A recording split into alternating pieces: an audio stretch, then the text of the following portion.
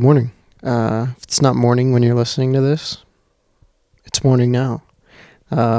Welcome back, or welcome to the ALG Show. Today we're going to be talking with Kenneth Brossoie, a director, writer, and producer. We get into kind of a range of things, as we always do. We're going to talk about directing his first feature, Starstruck, as well as his varying experiences with Evidence and Full Moon, two other short films that he's directed. And he's also done a range of production work. For example, we get into his production coordinating work on the recent P. Diddy documentary that released on Peacock, and kind of his experiences being both an office PA and a key office PA on shows We Own This City and Lioness. Before we get started, though, do you want to be featured on the show? Do you know someone who wants to be featured on the show? Well, I have a Google form listed in the show notes. If you would like to be featured, fill that out. We can potentially get an episode sorted for you or someone you know. Yeah, just wanted to throw that out there. Let's get into it. Work has been up and down. I haven't worked consistently since November. Nice. That's when I was coordinating on the P. Diddy Peacock documentary, which is like my first big coordinating job in LA. So that was fun, paid decent. But yeah, state of the industry, just I've been focusing on finishing my own movie and looking for other work. yeah, definitely. Let's talk about that Diddy doc, because I remember you mentioned it to me. We had like kind of touch base, and you had asked me like, "Yo, how's work been for you?" And you mentioned working on this Diddy doc. How long were you on that? Like, is that like a job that came up and like you had a really short turnaround for it, or is it like it's been a while? It's been like a long time coming. It was sort of thing? a short turnaround. It's kind of funny when you see someone's names in the credit of a certain movie, and sometimes it can be a project. Like I worked on the TV show Lioness, and that was nearly an entire year of my life, like April through January of 2022, 2023. Whereas this P. Diddy doc was 3 weeks. It was a phone call from the production supervisor. It was a, can you start tomorrow? Oh, wow. And then it was me in the office making calls, trying to book locations, trying to fill out insurance forms. And yeah, like it was booking travel, hit the ground running. I like that. And it's also stressful. Yeah. But at the same time, I think right now where I'm just kind of waiting for the next thing and looking for work, I kind of miss that. I miss that rush of being overstimulated by responsibility. Dude, I totally get you on that. How long was this? How long were you working on this? Let's say 3.5 weeks. 3.5 weeks. It was wow. Yeah. Kind of crazy to think what we accomplished and how fast we turned it around. I think it was, the availability of the people we were interviewing and the release date. We just released the doc back in January, and we filmed all of this in late October, early November. Yeah. So for a feature doc, that's like an insane amount of time to turn that around. No, it's an insane timeline for sure. But it's still on a big streaming service with big name people, and a lot of my work out here has been just assistant PA work, which I kind of acknowledged being in a new town and having to kind of start from scratch. But when I was back in Maryland, I was starting to produce and coordinate more. So getting to dive back into that playpen in Hollywood and Los Angeles, that's been really fun. Yeah, I totally get you on like that turnaround. Talking about Diddy, I've done some work for his production company, Revolt. Interesting. And it was the same thing. Like I was DPing a show. It's called Respectfully Justin. And that's exactly how I got the call for that. I wasn't on episode 1. And they initially had like a DP, but I don't remember the reason he wasn't on for episode 2, because episode 2 was recorded like maybe like a week or so before I got the call. And then I got the call, it's like 10 in the morning. Mm-hmm. And this producer, she calls me and is like, hey, Alex, like, wanted to see if you were available to DP this show for Revolt. And I was like, yeah, sure. Like, send me, whatever details you have for me. I would love to, like, take a look at everything. And she's like, okay, cool. Call time is noon. And I'm like, okay, noon, like what day? And she goes, today. I'm like, oh. So I didn't get to see any other, like, kind of reference material that they had. The only thing that the director really showed me, Alex Acosta, he kind of showed me, like, this is kind of the existing look we have for it. Like, let's just match it. We were shooting on the existing camera packages that they were already shooting with. And, we were just trying to match the look. And that was, like, how I started that particular show. I ended up doing like 3 episodes on that season. Nice. I think it was like 3 out of 5 or 6 episodes, something like that. I don't remember exactly. This was like, I don't know, maybe 4 years ago, something like that. Back before all the stuff was coming. way before. This all reminds me of people I worked with in Maryland. Uh-huh. So in Maryland, we've had a steady flow of production throughout the 90s up until now, whether it was Homicide: Life on the Street to The Wire, and then it became House of Cards. House of Cards was the big flagship show, ton of money poured into it. It was also, it kind of created what we know as the modern day streaming series. Yeah. Before House of Cards, with what Netflix was doing there was nothing else like that. Yeah. And Kevin Spacey was the name on that show. He was an executive producer, and you would hear all these things from crew members that were working on it. And when all the stuff about him came out, it was kind of this validation of like, yeah, like, not a good guy, but he was one of the EPs, there's that level of fear about, speaking out and consequences. And if you're somebody like me who's just starting out in this industry and wanting to get on their first big show, like, it creates a really nasty dynamic there. Yeah. Thankfully, he got booted, and I heard they had to do like rewriting on the last season. I haven't seen the last season. Yeah. But I'm friends with so many amazing crew people who worked on that series and the series that I've come on to, like Lioness, and they're all wonderful. We all care about each other, and it's just kind of crazy seeing how those power dynamics affect like everyday production people. Yeah, definitely. Tell me about The Lioness. It's a show on Paramount. 2 seasons. Did you work on both seasons? Just season 1? Just the first one.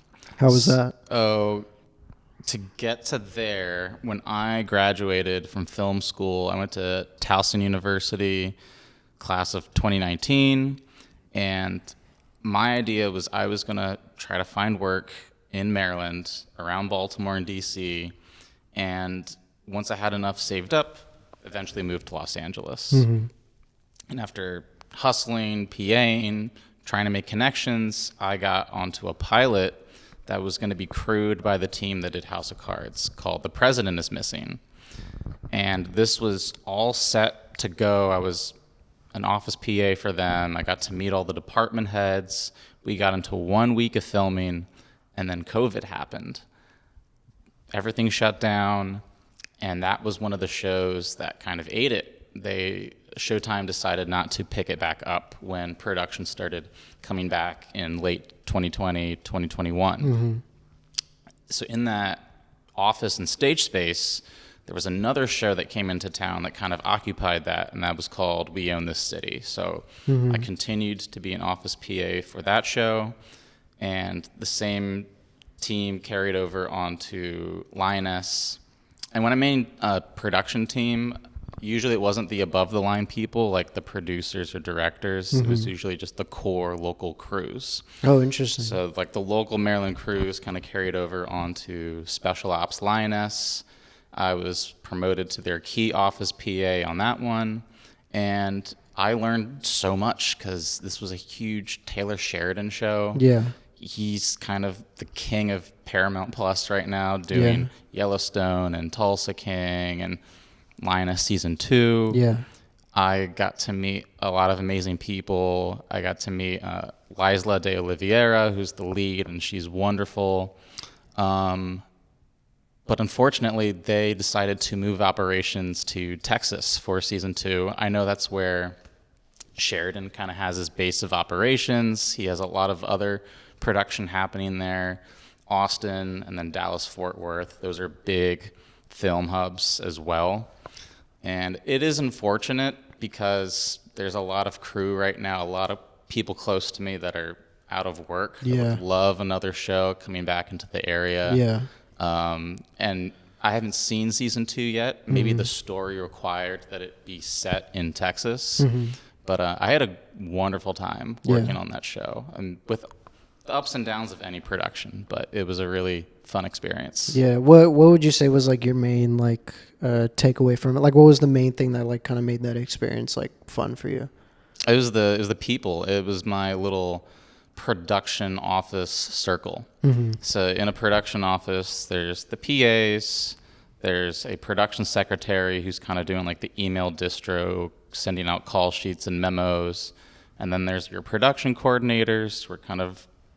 You're running a production office, you're running the film and TV show like a business, overseeing all the documentation and making those calls and troubleshooting. And then on top of that are the main producers. And I'm sure you've experienced people at the top who can create a very negative atmosphere, and that trickles down below. Definitely. And this was one of the scenarios where that wasn't the case, even going all the way up to the top. Our lead EP on the show, Michael Malone, was really, really, really sweet. I had a conversation with him when he was a lot younger, working locations in Baltimore on a Barry Levinson film, and the show kind of bringing him back there. So it was just a really great atmosphere. Even when things got stressful, nobody was really pointing fingers or creating a hostile environment. We were all kind of just friends making art. Exactly. Yeah. If stuff got crazy, you could just kind of laugh at it and be like, this is crazy. Yeah. Like you see that? Like, that's crazy. No, I totally get like trying to cultivate like a really, like positive environment. I remember like early on in my career, there was like a few DPs that I would work under, like as like a second AC or as an operator, where like if the DP stressed about something, it's so easy that translates to everybody below, that like everybody's stressed. And the stress could be from something so like, not that it's insignificant, but it's like not something that needs this level of emphasis on. Yes. And there's been so many different scenarios where like there's been certain DPs that I work under where it's like, okay, we're stressed, but none of us know why. You know what I mean? And it doesn't help. And you're trying to cultivate like a positive environment and like, talking about like high stress situations, like it's like, it doesn't help, So I try to make it a point, like, especially like DPing stuff, to like really try to like not let that stress translate. If I can solve a situation, then I'm going to solve it and you won't even know. You know what I mean? Like, or if it is something that I need to bring up, like to the director or something, then I'll bring it up privately. We'll figure out a solution. I don't need to translate that stress further than that, because the moment everybody starts stressing, the whole production kind of derails, whether we want it to or not. And since you mentioned that there was like some carryover between like Special Ops and We Own This City, was it sort of the same production environment? Like that was the thing that carried over, or what would you say was like the sentiment that carried over between We Own the City to Special Ops? It was a lot of the same people, but it was definitely a different vibe. It was a different show. Yeah. Lioness, it was a big production. Mm-hmm. You could kind of tell there's a lot of money being put into it. There was a lot of kind of stake. Because Taylor Sheridan's a big name. Mm-hmm. He was launching all of these brand new shows kind of around the same time. There's the show Landman with Billy Bob Thornton. Mm-hmm. There's Bass Reeves with David Oyelowo, Mm-hmm. and Tulsa King with Stallone. So Lioness had Zoe Saldana and Nicole Kidman. It was all these new shows, plus the new seasons of Yellowstone, the new seasons of 1923. With We Own the City, it was kind of different with it being David Simon. And this was a return of the creator of The Wire, which Baltimore has kind of been known for in terms of its imprint on film and television in kind of the cultural zeitgeist. So it was really interesting being on a big show because it was HBO, but it was still kind of scrappy and indie in a sense because you're out on the streets of Baltimore. You're kind of in these areas that aren't necessarily glamorous, but they're real and gritty. Yeah. And there was a level of authenticity to that show that I think David Simon, one of the showrunners, he's a journalist, he could really lend that to these stories. I think that's why The Wire was so effective. But I think people should remember The Wire wasn't like this big show when it came out. It was kind of like under the radar in terms of HBO, and it's really kind of gained a reputation over the years. I think hopefully the same with We Own the City, because I think it's also a great show, and it also pulls from a lot of those same elements, a lot of the same cast members. And I think a lot of people that did work on it, it was another hard show. This was right after COVID, so dealing with zones and masking and all the testing. But it's like working on a Quentin Tarantino movie in Los Angeles. It's like he's kind of culturally tied to this city. It kind of feels special working with someone who's kind of cut from the cloth here, that's bringing production here and telling a story that connects to the area it's being filmed in. Yeah. Do you feel the same with We Own the City? Because I mean, you're from Maryland. Like, they brought the production over there, or was it just set in Maryland and they shot in LA? Like, what was the deal with Maryland? It was set in Baltimore. It's about this gun trace task force within the Baltimore Police Department and the corruption that kind of brewed underneath that and how it got exposed. And what I think was really interesting is The Wire is fictional, whereas We Own the City was a real story. These were real people. One of the characters in the show is real life police officer Sean Suter, and he was played by Jamie Hector, who played Marlo Stanfield in The Wire. So he went from playing a really tough bad guy in The Wire to a very conflicted real person in We Own the City. And I'd meet people on the crew, people that have lived in Baltimore their whole life, and one of our security people told me he had his house raided by the gun trace task force. There were all these crazy things that went on that weren't brought to light until very recently. I read the book that Justin Fenton wrote covering that story that the show was adapted from, and the book has a copyright of like 2020, 2021. Oh, wow. The story ends, we filmed the show, but it's so recent and it's so in your face. You're like, what's going on now? You know what I mean? What's the next story that's going to be uncovered about the rights and wrongs of what's been going on in this city?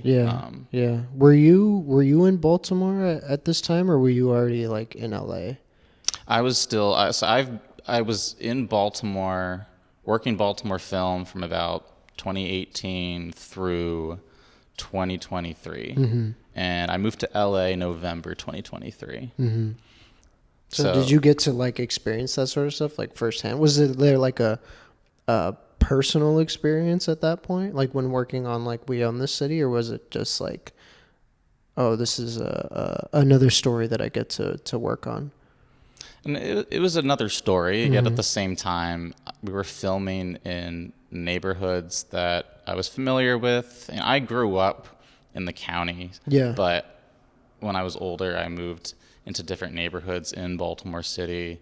And what I love about working in film, especially in a locality, is it gives you an excuse to explore more of the city, go to places you've never been before, go to restaurants you've never been before.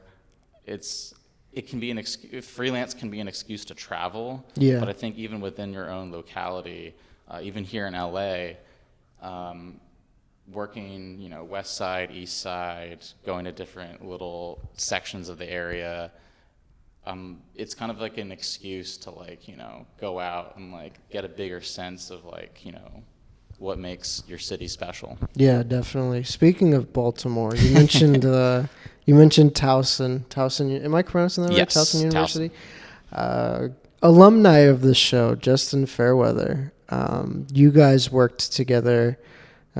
We kind of talked a little bit before the show. You were his AD on Dog Person. What was that experience like from your perspective? How did that? How was it like working with Justin, and how was it like working at that local level in Maryland? If I could give any advice to up and coming filmmakers, it would be go to film school, but you don't necessarily need to go to a big flashy film school where you're paying, tons of money in tuition and housing, room and board. What I liked about Towson's program was it was a good program, but it was a small program. Therefore, you got to take the classes and learn the skill sets, but without hemorrhaging money, building a community, and being able to step out and make stuff.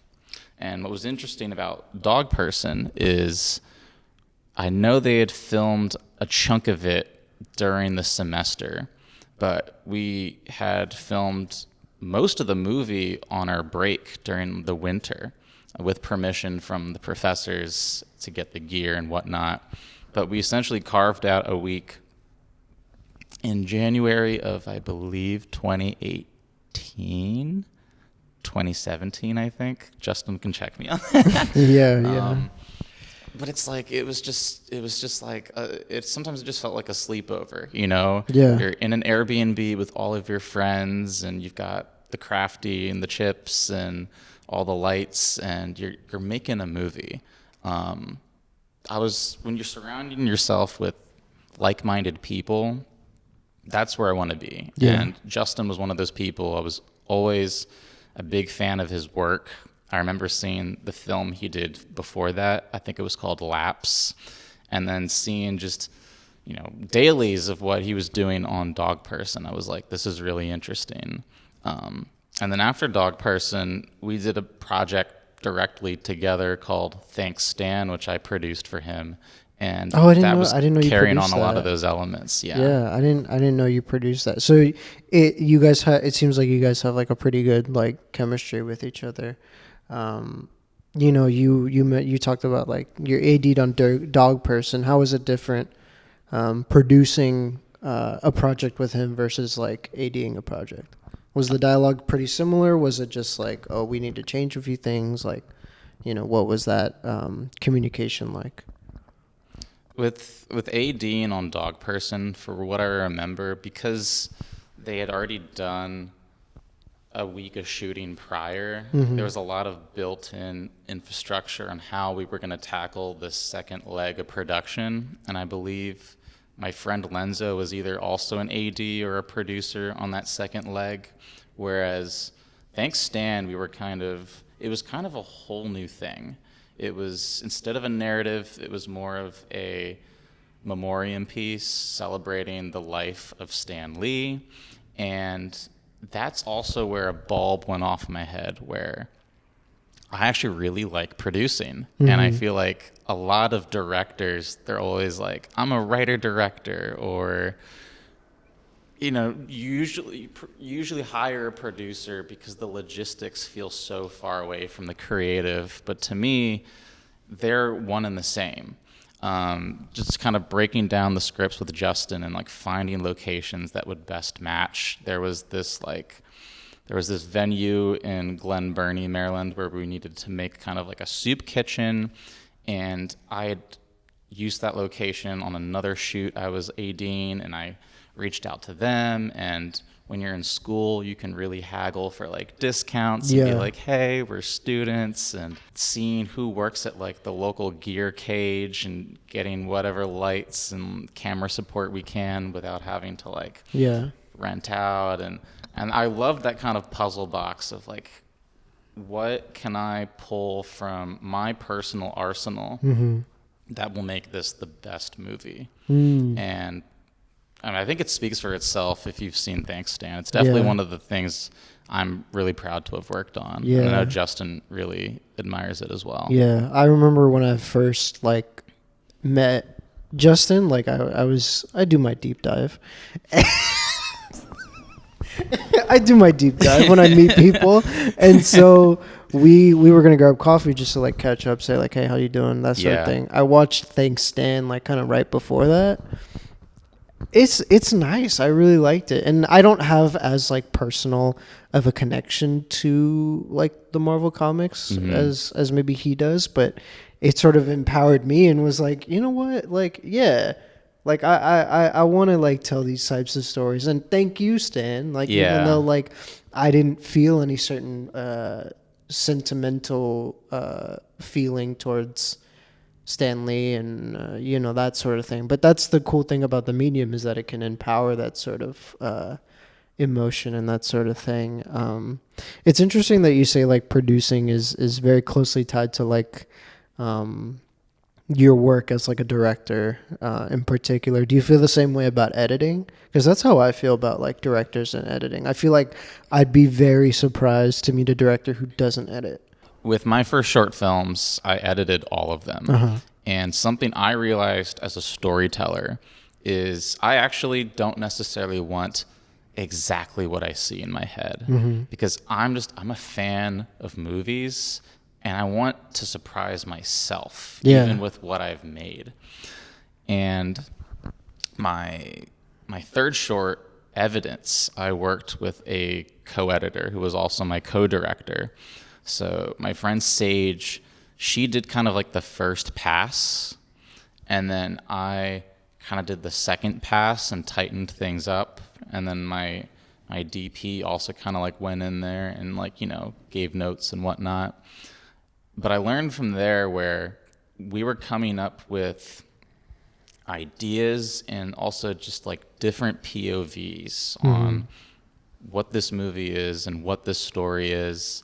And coming on to my feature, I decided, okay, I'm entrusting a completely separate entity to edit this. My good friend Zach, we've been working on this feature for like 4 or 5 years now. Wow. But this created a voice of opposition. When I'm my own editor, I'm my own yes man. But having a separate editor, it gave me a voice of opposition, challenging certain things that either work or didn't work. And I can either push back or he can push back. But at the end of the day, the movie you see is not going to be exactly what was on the page or in my head. And I'm okay with that, because it's like we came up with like so many ideas that I wouldn't have thought of had I just been in the Adobe suite, like on my own. Yeah. So you mentioned like opposition. That when I hear that immediately sounds like super negative.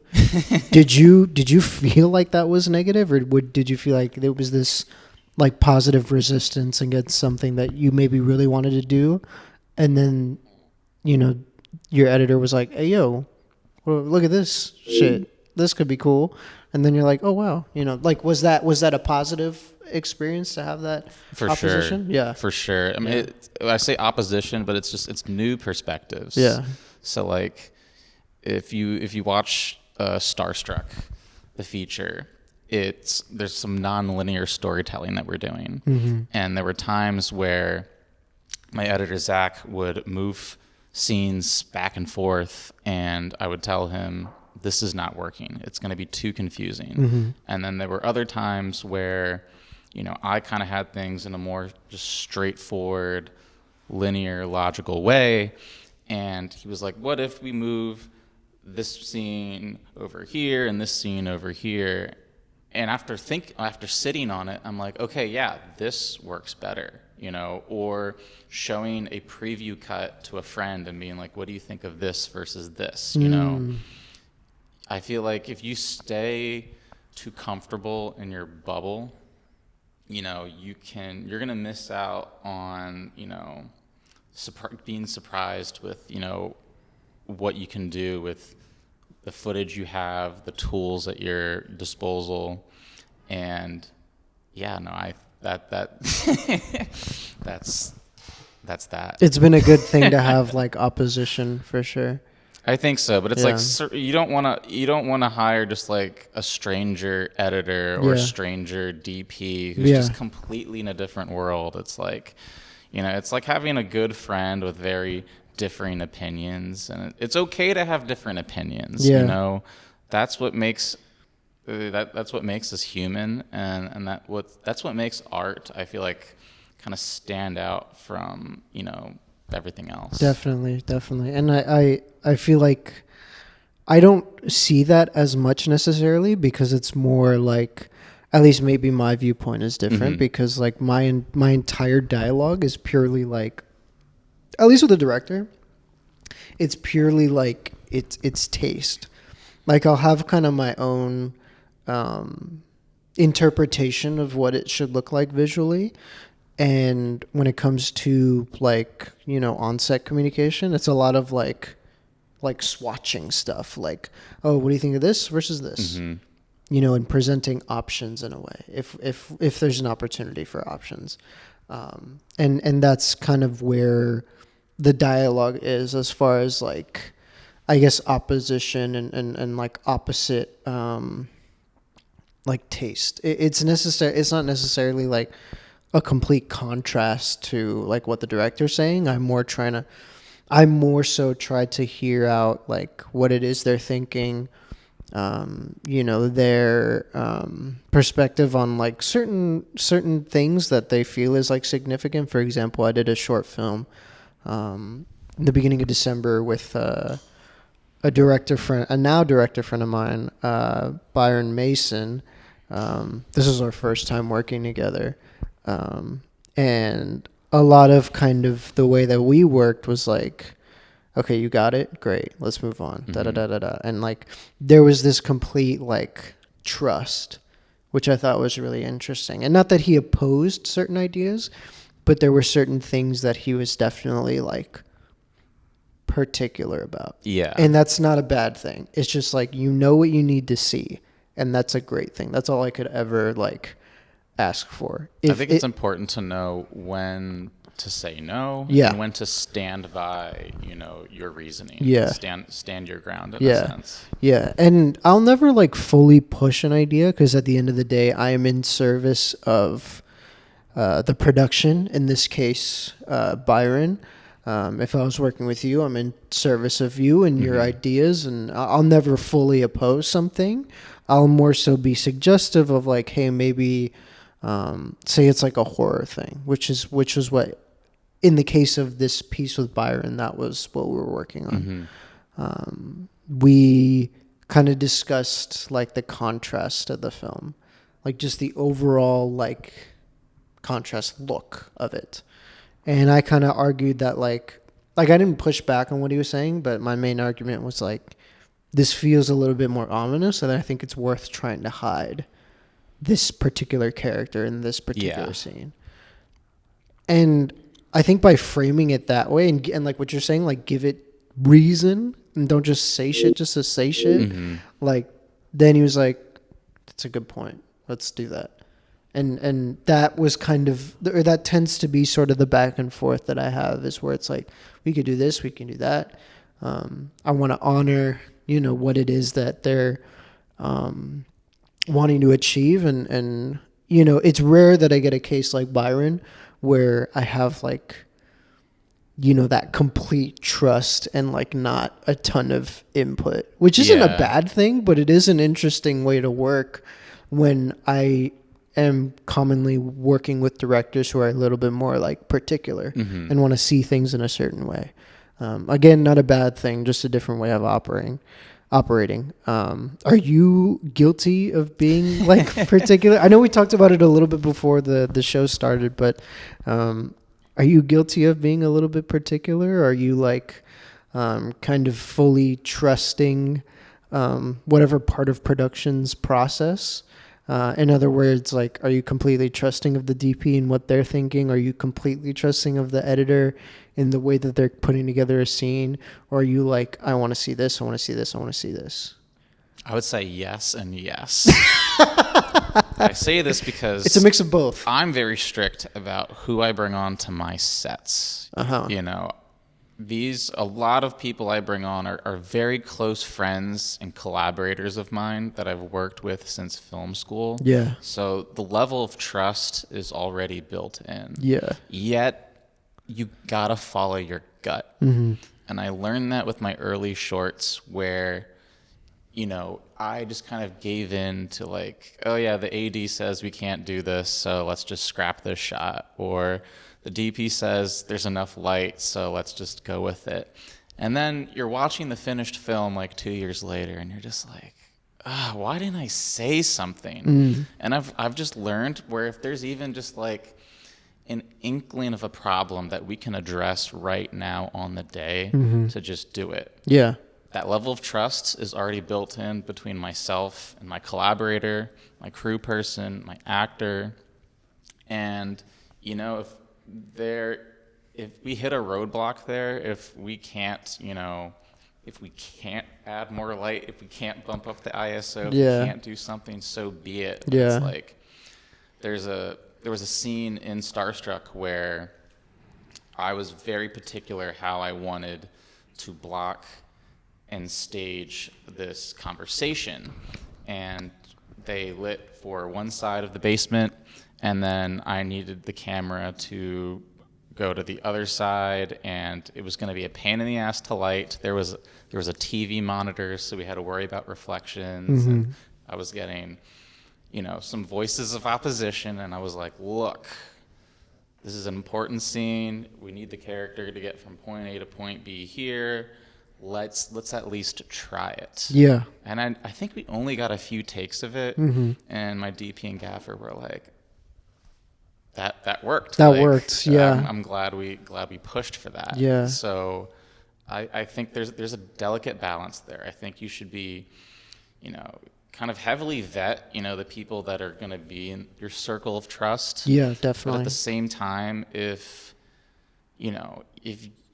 you feel like there's something that you have the power to like push, you know, even if we're over time, it's like, you know, we need to get this other shot, and, you know, like really have a conversation with your AD. Like, you have the ability to do that. That's what makes you a director or a producer or a DP, anyone that's like in a department head leadership type role. Like, you have the power to kind of like express your voice and try to make some shit happen. Yeah. And talking about making shit happen, like, I really try to leave like an opportunity to like play around a little bit, because there's definitely certain like shots, whether it's like working in commercials on the client side of things, or whether it's like a music video or like the label side of things, like there's always going to be something that needs to be a little bit more like particular. Yeah. And I'll kind of work with like the first AD to see if we can schedule a little bit more time for that, because I know, like, okay, like if I know that I'm working with a certain director and they know like, all right, he's a little bit more precise on this, let's give him a little bit more time to like work through the shot, especially if it's like a complicated like motion with like a Steadicam or like a weird robot arm or just some general weird operation. Like, I try to give that opportunity to like, I don't want to say be precise, but like really nail it. Yeah. You know, because I think it's important to kind of give that freedom of like, I know what I want, and I really want to take the time to get it. And in that time, you can also like troubleshoot stuff. And that's where the producer side of me comes in. Yeah. Because in Evidence, you know, we did a long take, and I scheduled like a half a day for that, you know, from call to lunch for this long take. Because it's talking with my DP, it's talking with my art PA or set decorators, it's talking with everyone and understanding what it's actually going to take to light and probably get enough takes to where I'm happy. And it's like, okay, we're going to build this into the schedule, you know. If we try to, you know, fully cram this, or we try to, you know, just light in like 30 minutes, like you gotta have a know-how of the logistics to tell the best story. If it's just like, if you're just trying to be efficient, if you're just trying to rush, you know, I think it's going to either lead to disappointment, or you're not going to be as effective as a storyteller in that moment. You got to know the logistics. You got to talk with people. You got to really know like the ins and outs of the script. And at least in my case, like you really got to know what the director is trying to showcase. I mean, maybe this is just like a baseline thing for me, but like we got to get along. We got to, like, not necessarily that we got to get along, because sometimes I am like day playing for stuff and I'm not like the initial choice for the DP role, but if I'm there from the start, like I want to make sure that like we're getting along and that we both kind of understand what it is that you want to say visually and what it is that you are trying to what's the point that you're trying to get across with you know, this particular piece, even if it's like a commercial branded content, that sort of thing. Like I got to fully understand, like, because then it also gives me a sense of like what kind of flexibility we need to have. For example, like, you know, you mentioned that kind of first half of production with Evidence, like that particular shot that you needed to get together. Like I want to create that, like, I guess it's like a space.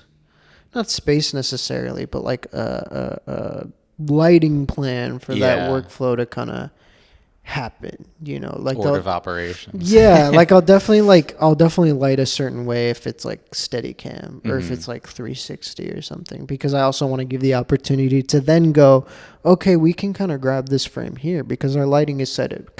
We can grab some negative here, we'll put it here. It'll be a small adjustment, but we can grab this here. And then the director's like, "Oh yeah, I can get that shot that I was kind of thinking about getting that I wasn't going to say because of scheduling." And then the AD's like, the AD's really happy with me at that point, you know, just to create like that open schedule. And talking about like being precise, I have watched. We talked about this a little bit before the show, but I watched a little bit of Starstruck, like the first 15 minutes. I don't want to get into like spoilers and stuff, but my understanding is it isn't public, so I won't talk about the film necessarily. I was going to say, if you saw the first 15, 20 minutes, I don't know how many spoilers are. I mean, I don't want to reveal anything before it's public, you know what I mean? So, but the main thing that I wanted to say was just like, I see the level of precision that you're kind of going for with these, and even like down to the blocking, the way that certain scenes are approached and handled. It's like a level of care that is really fascinating. It's like almost like, again, this is outside looking in. I've never worked with you, but it's very like Fincher-esque in terms of the way that scenes are approached. Are you like Fincher in that way? Are you like on take 37 for something, or are you just like, I want to see this, I want to see this, I want to see this, and then let things play out? There's a lot of elements I pull from Fincher, but the whole 45 takes is not one of them. I'll tell you that. For sure. I like to move fast, but I will take my time with certain things. Yeah.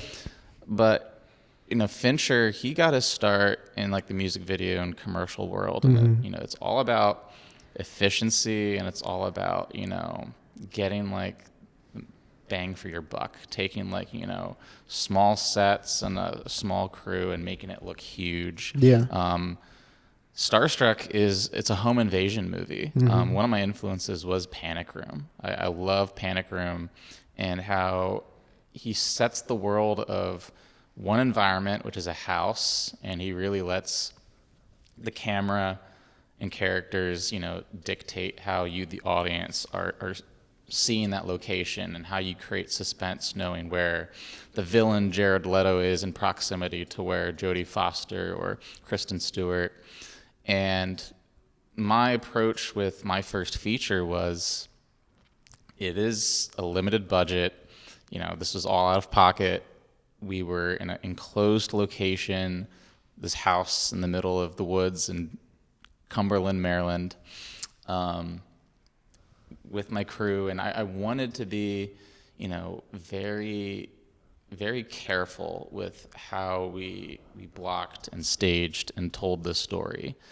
The shorts I did in film school, I was kind of going just like full film student Sam Raimi with it. I did a short called Full Moon, which is a werewolf movie. And I think most of that film is shot on a gimbal. I just wanted to move the camera around and get crazy cool shots, and I love it. But when I was filming Starstruck, I was working with my two actors, Lauren Maiden and Lauren Flynn, and I really wanted this to be a dramatic thriller.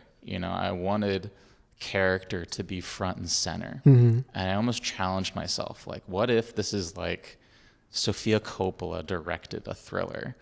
And then if you get towards the end of the movie, it gets a little crazier. It's like, all right, we're going to throw in like some Argento and some Fincher Panic Room and whatnot. But that at the beginning of the movie, we're on sticks a lot. We got a lot of like empty frames. Our main focus is on our lead, played by Lauren Maiden. And once again, we're shooting in Cumberland, Maryland. I did go back a few times to film stuff, but I wanted to be efficient. I wanted to be able to mute the volume and be able to kind of understand what's happening in the story just from a visual perspective. Yeah, that's really interesting. That's very like, I don't know why the first film that came to mind was, did you ever see Civil War?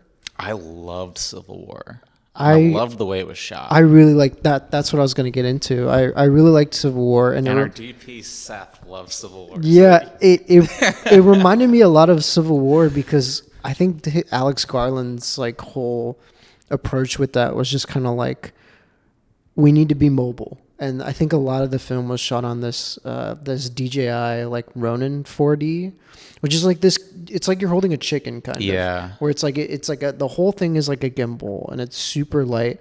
And what's really interesting about that film is like it looks like it was shot on like a Canon Rebel with like the cheap like 50 mil like 1.8. I liked that because that movie, the POV, it's photographers. Yeah. It's wartime photographers. Yeah. And the visual language was aligned with the characters and their POV. Yeah. And going into, this war-torn landscape. Yeah. Yeah, that's what I was going to get into. It seems like the visual language is like very connected to like the characters and kind of the scenarios that they're in. Again, I'm only 15 minutes into the film, and we'll talk about it more when I've like fully finished it. But it's interesting.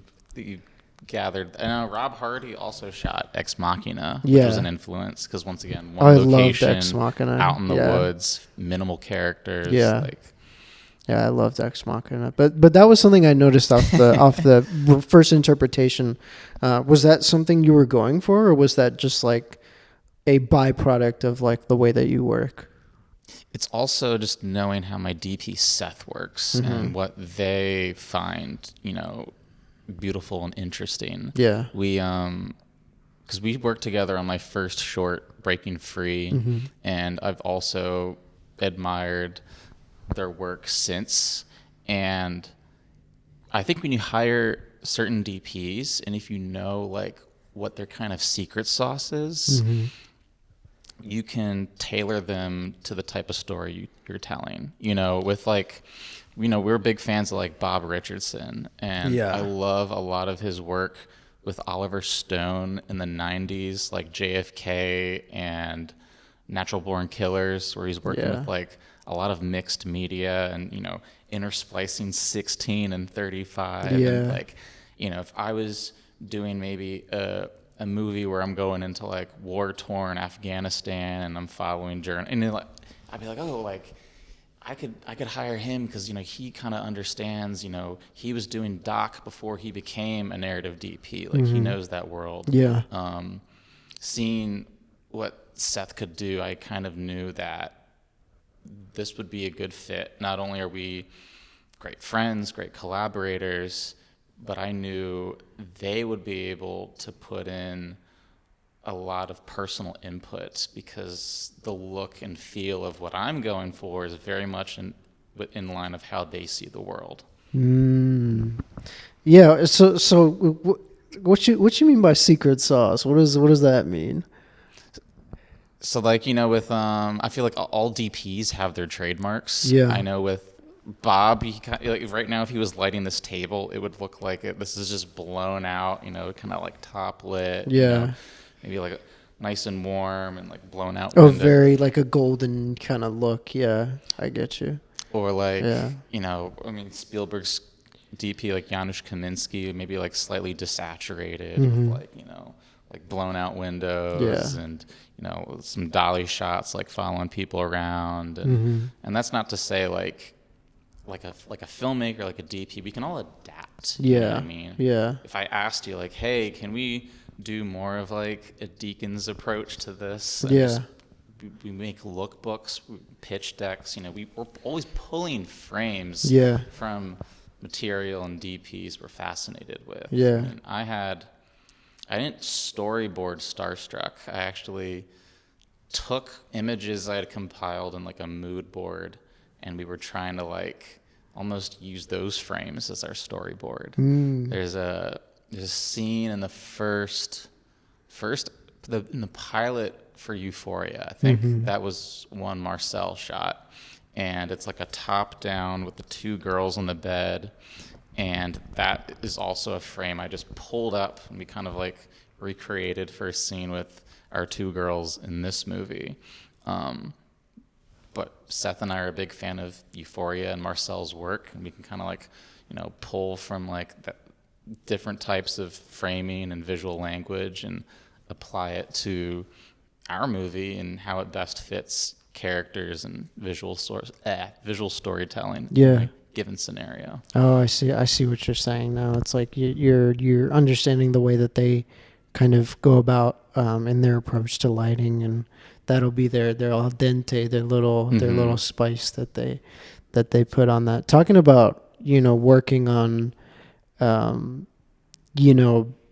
narrative stuff, especially, it's a very like emotional thing in some cases. For sure.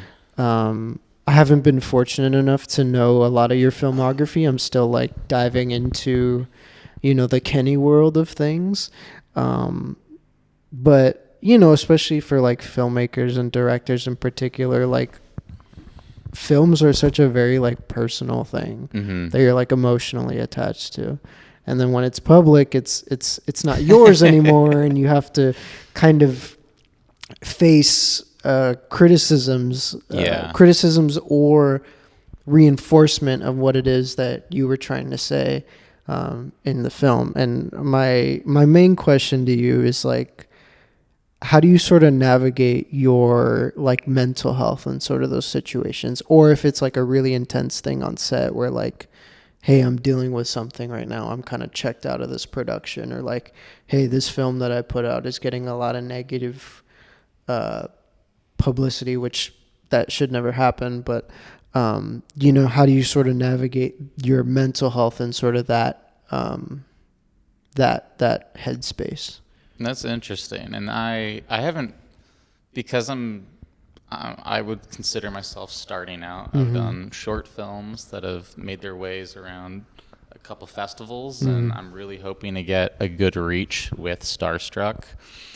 This is my first feature, and I almost treated it like grad school, where I'm putting all of my all of my savings into this, credit cards, whatnot, and I'm going to use this as a platform to play and learn, make mistakes. Mm-hmm. And there's almost a part of me that's anticipating reviews, good and bad, because I want to know what works and what doesn't work and how I can make my next movie even better. Yeah. And I could say that right now, and then I'll be reading Letterboxd reviews 5 months from now being like, they hate it, I'm the worst ever. Yeah. But that is the kind of approach, as of now, I am trying to take. Yeah. Speaking to just like being in this business, working on film, you know, it's tough, especially when you have personal things going on in your life and you kind of have to just put that in the basement when you're on a set, especially when people are reporting to you, especially when, you know, I'm someone who's dealt with, you know, very abusive, above the line producers, production managers, and I don't want to be that person. You know what I mean? Yeah. And I've had like my moments where like I've let emotion get to me and I have yelled and I have gotten angry, and I really try to like not let that happen and apologize and, you know, remind myself that there's a lot at stake here, but at the end of the day, it is just a movie. Mm-hmm. And, you know, I'm trying to think, like, I've had like a number of scenarios, even on Starstruck, where like, just the stuff is always going to be going wrong, you know? Yep. Like, yeah. Oh, we scratched the lens, or the guy bringing the grip truck, his tire blew, so we don't have lights today. Or even in your personal life, like I was like going through relationship stuff while crewing like AD in a set over the summer, and I could tell I was like getting anxious, and I was like, I just need to like go to the side and drink a coffee and like not let this interfere with like the workspace. Yeah. Even unpaid projects, you're still at work. Mm-hmm. You still need to be professional. Yeah. And you got to do what you need to do away from that, you know, whether it's talking with friends, seeking therapy, eating right, all the shit I'm trying to do now that I'm not working. Like, okay, this is my time to like go full wellness. Yeah. Take care of all these demons before I get back on this set. But it can, I'll never forget listening to an interview with Danny Boyle, and he was directing on Trainspotting 2 when his father passed away. And, you know, there he was, like, I'm still on set, you know, directing, and I just don't know how, like, I mean, that must have been really hard for him, you know? Yeah. Tom Hanks talks about that too, just being like, you know, America's dad in a sense, but he said, you know, he's like anyone, and he'll be on set one day, he'll probably be on a movie like Polar Express where he's supposed to be like happy and jovial, and he's probably feeling like crap, and it's like, everyone's human. I try to remember that every time, especially if, you know, especially when somebody under you like messes up, and you got to remember it's just a movie. It's not the end of the world. Yeah. Like, we're not saving lives. We're not saving lives. Yeah, we're making art. Maybe the set medic is, but I'm not. The set medic definitely is. Like, that's just like, for sure they're doing that. Yeah. But me, the DP, I just work here, you know? Oh, man. But yeah, I totally, I get you on that. And I mainly asked this question, like, very selfishly, just because, like, I feel like it's such a complicated thing to be like a filmmaker, like an artist of any kind, just like that emotional roller coaster of like, you know, even if you work at like a production company, there's still like that roller coaster of like, you know, like what you're talking about, like above the line people who are like kind of giving you a ton of responsibility, or like if you're like me, like a freelancer, and you're like living invoice to invoice, and it just doesn't feel incredible all the time. So I asked the question just because I like that I don't feel like I'm soloing this sort of conversation of like mental health, because it is such a tricky thing, and it's different for a lot of people in the way that they sort of go about with like remedies and stuff. So I'm gonna steal that. I'm gonna steal that like being like healthier and stuff. Because I did offer him snacks before you got in here, and you were like, no, I'm trying to be clean. I'm like, shit, I gotta be better at that too. Like, yeah, I say that, and then I'll be like craving Ben and Jerry's on Friday night with like cherry cola, and it's like. It's just, you gotta have your vice. You gotta have your vice, dude. You gotta have your. I think my what is my vice? What is your vice currently? It is sweets. Sweets, yeah. Like Trader Joe's has those Dunker chocolate chip cookies that I'll throw in the freezer. Yeah. And I'll try to like moderate it a few after dinner, but like I'll go through like a whole thing of them. They're I don't know what Trader Joe's puts in their chocolate products. But it's Willy Wonka level. It's so good. I feel like it's in all of their products. I haven't tried any of their Trader Joe's sweets. Is so good. They probably have MSG and everything. All that umami. It is addictive, and I can't get enough of it. That's hilarious. I need to give myself like a proper vice, a healthy outlet, so that I'm not like in the 25/8 mentality of like work. I haven't gone full like emo filmmaker, chain smoking, tattoos, like lines of cocaine on the grip truck. Like once again, I'll be when I'm like having shitty days on set. I'm eating glazed donuts and chugging Celsius and Red Bull. Yeah, that was me for like a moment in like 2021. I was like a massive pothead and. Again, like I just needed to stay awake, so it was like every other drink was like Red Bull, and I was just like, you know what I mean? It was so bad on my first that President is Missing pilot, that first office job. I'd always have like I'd have coffee in the morning, and then had 5-hour energy in my desk, and it's like Monday through Friday, you're just going. Yeah. And then on the weekends, I wouldn't do anything. I would just conk out from like the caffeine withdrawal. Yeah. And I would have the worst headaches ever. Yeah. The worst caffeine headache. Yeah. Yeah, no, it's insane, but we're working to have better outlets and to moderate coffee, at least hopefully in your world. I mean, I know I'm trying to do that. Like I try to drink more chai and more like caffeine alternatives that are not so like in your face, because I would always do like a cold brew or like an espresso shot or something, like always that sort of stuff. My last roommate in Baltimore had a Nespresso, so I would steal espresso pods from the production offices, and I would just use them. And it was just like, it is not healthy to just start your morning every day with like 2 shots of espresso. You got to get up. You got to get to work, like that's, just razor focused. Just like jittery as hell. Just like, not that I'm like that with coffee. I think my tolerance is still pretty high, but it's not like, it's not okay to start the day with like 2 cups of Red Bull or whatever. I've had a couple like coffee meetups in LA where I'm like, I'm networking. I'm trying to make good impressions on people. Yeah. And I'm always like running out the door, and it's like getting coffee with people. Yeah. So I'm usually like drinking coffee on an empty stomach. Yeah. And I'm like talking over myself. I'm like jittery. I'm like, I need to stop doing this. Yeah. I need to at least eat something if I'm eating coffee with someone. I've done that before where I usually, if I do coffee with someone, I'll do like late morning. Yeah. Like 10 or 11 on a day that I know I have like nothing else going on, or maybe I have to come to the studio for something. That's like, I'll do that.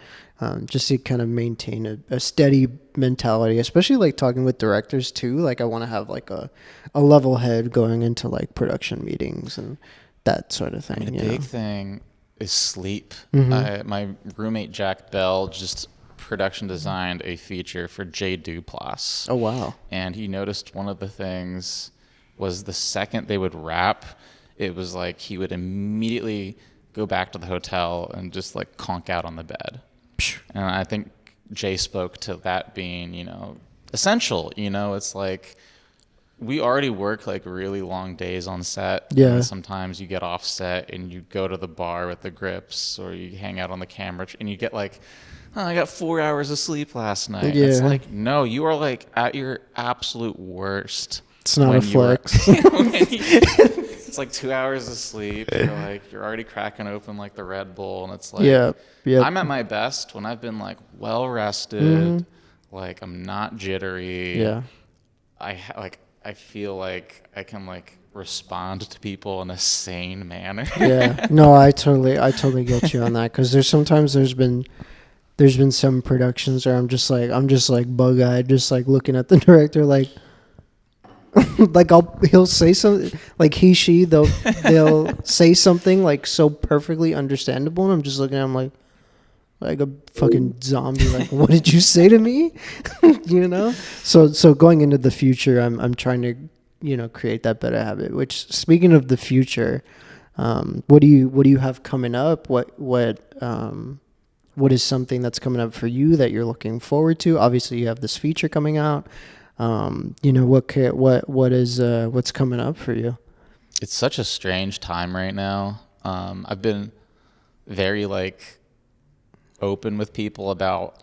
I had this idea I would move to LA, and while kind of shepherding Starstruck into the festivals, getting to find more production office jobs just to pay the bills, and it's been a very tricky time, difficult time navigating the film industry. And that's why I do love talking with people like you, going to Production Connect, because everyone is going through it. And I truly don't know what to expect going into the year. Yeah. But I try to set those goals. So right now it's getting Starstruck into festivals and being able to attend as many festivals as I can and engage with people. You tend to meet people that have a lot of dreams and aspirations, but unfortunately they don't have a lot of work to show for that or initiative. And I've used the past 4 or 5 years to go out of my way to make things and work on projects. And now that I have something like Starstruck under my belt, I kind of want to carry that with me, getting these coffees, being like, hey, like I made my first feature, ultra low budget. Would you like to see it? And hopefully from there, whether it be through fellowships or some type of financier, I'm always thinking of the next feature. And I definitely want to do something that pivots away from the horror thriller genre. Mm-hmm. My past 3 movies, Full Moon, Evidence, Starstruck, have all been thrillers. They're fun to make, Yeah, definitely. and Yeah. they're easy to do on a low budget, but I definitely want to pivot. I have a coming of age story that I wrote back during lockdown, and I've been working on a second draft for that I would love to make at some point. I do know that would definitely be a movie where I couldn't just do that out of pocket. I would definitely need some financing for that. And aside from that, just like finding ways to exercise that creative part of your brain. There's another movie I'll send you. I don't even know if I'm fully credited. I mean, it is credited. Yeah. My friend Malcolm and I, we were roommates 2 years ago, and we just shot like a short film in a day in a spare bedroom in our house because somebody moved out. It was like very silly and whatnot, but it's like I've learned you just got to make stuff. Yeah. Even if it's like something that like nobody's really gonna see. It's Yeah. like if you kind of leave that side of you like complacent and you're just kind of going, it's good to go and explore and do things that are away from work, away from your profession. But if you also want to make sure you don't totally like lose that ability in a sense. I used to draw a lot. I used to want to be a cartoonist, and I realized that having steered away from that and focusing more on film, I can't draw for shit anymore. Okay. Like when I try to do storyboards, it's awful. Yeah. And I used to win like art competitions. I'm like, what happened here? And it was like, because you spent a good portion of your life not drawing. When I was younger in middle school and beginning of high school, I was sketching every day. Mm-hmm. So that's just kind of a challenge for myself. 2025 moving forward is eye on the ball, making things while also finally being out in LA and stepping out of my comfort zone and getting myself out there. All right, the episode is over. Kenny is someone I've known for almost exactly a year as of like earlier this month, which is kind of hilarious to think about. I feel like I've known him longer because I feel like I end up seeing him like either through mutual friends or just at events and stuff. And I feel like it was longer, but no, it was like kind of exactly a year ago. We were kind of talking about it the other day, which is kind of hilarious. I haven't really had the chance to properly like sit and talk to him. I feel like every time I see him, it's always like kind of small talk, and we kind of go into kind of other conversations with other people. Because it's always like at an event or something, never like a one-on-one like this has been. I think this is the most time I've spent individually with him, and it's been really fun to talk to him.